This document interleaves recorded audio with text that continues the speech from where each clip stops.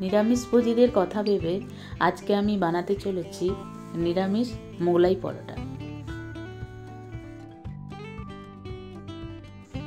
চলুন প্রথমে ডোটা বানিয়ে নিই। আর এর জন্য 1 কাপ সুজিকে মিক্সিতে গ্রাইন্ড করে নিলাম।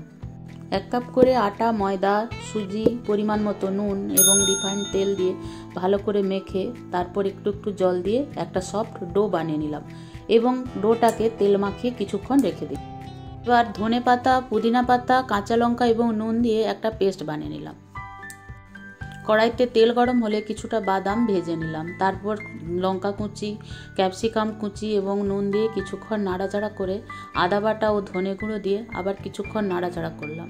তারপর কুচানো টমেটোটা দিয়ে দিলাম। এবার ওই টমেটোটা দিয়ে কিছুক্ষণ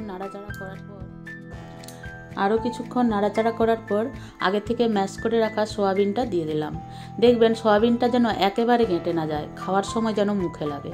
তারপর ওই ম্যাশ করে রাখা আলুটাও দিয়ে দিলাম।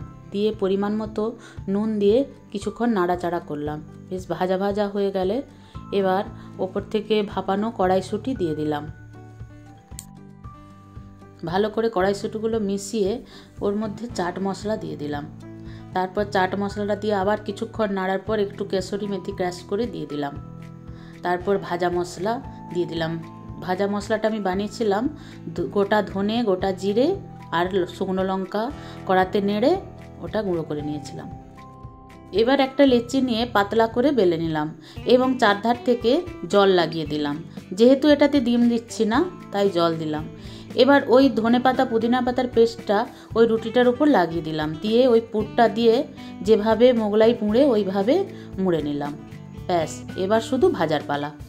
এবার ডুবো তেলে ভালো করে ভেজে নিলাম। কম আঁচে ভাজতে হবে, না হলে ভেতরটা কাঁচা থেকে যাবে। খুব লাল করে ভেজে তুলে নিলাম। ফাইনালি আমাদের পেঁয়াজ রসুন ছাড়া মোগলাই পরোটা রেডি।